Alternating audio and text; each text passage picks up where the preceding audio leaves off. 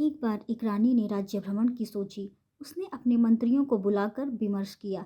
मंत्री तो पहले घबरा गए, इतना वित्त कहाँ से आएगा। रानी ने कहा, घबराने की कोई बात नहीं है, वित्त हम राजकोष से निकाल लेंगे। इतना सुनते ही मंत्री उछल पड़े, खुशी से नाचने लगे। सुबह सब तैयार हो गए। निकलने से पहले हमने एक सामूहिक चित्र लिया, क्योंकि पता नहीं इनमें से किसकी स्मृति शेष रह जाए। हम सब अपने पुष्पक विमान पर सवार होकर निकल पड़े। पटनी टॉप उधमपुर होते हुए हम भद्रवा की ओर प्रस्थान करने लगे। इंद्रदेव बहुत प्रसन्न थे। वो हम पे वर्षा किए जा रहे थे।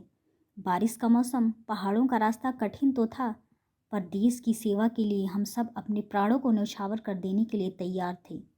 इसी जोश के साथ हम आगे बढ़ चले। हमारा विमान जैसे जैसे पहाड़ की ऊंचाइयों पर चढ़ने लगा, हमारे मन में बस एक ही गाना बज रहा था, पता नहीं किस रूप में आकर नारायण मिल जाएंगे। पर हमारी देशभक्ति का हाई जोश देखकर यम ने भी कह दिया, आज हम छुट्टी पर हैं। रानी और मंत्रियों की सुरक्षा को देखते हुए पहाड़ के बीचों बीच उनके रुकने का प्रबंध कराया गया, ताकि दुश्मन उन पर आक्रमण न कर सके। विश्राम के पश्चात हम भ्रमण पर निकल पड़े। आगे वहाँ एक नदी थी। हमने पार करी तो देखा सामने दूसरी नदी थी, पर उस नदी के पास जाना मना था। मैं फिर भी अंदर गई। तभी मैंने सोचा, चिनाब के बीचों बीच पत्थर पर बैठकर ध्यान लगा लूं। हो सकता है मुझ में बुद्ध, महावीर या शंकराचार्य जैसा ज्ञान आ जाए। तभी वहाँ घड़ियाल आ गया। मैं और मेरे मंत्री हाथ में जूता लेकर प्राण रक्षा हेतु वहाँ से भाग खड़े हुए। इतना सुंदर दृश्य देखकर कुछ फोटोजीवी लोग फोटो खिंचवाने लगे और कुछ प्रकृति की इस रचना को अपने कैमरे में कैद करने लगे।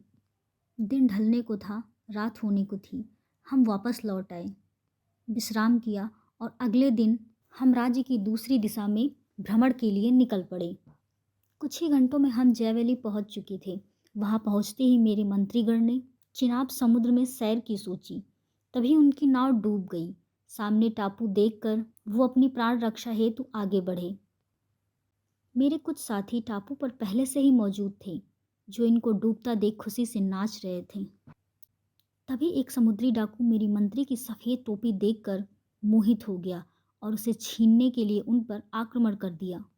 मेरे साथी ने बिना डरे उन डाकुओं पर ही आक्रमण कर दिया। आगे की कहानी अगले एपिसोड में। तब तक बने रहिए हमारे साथ। धन्यवाद।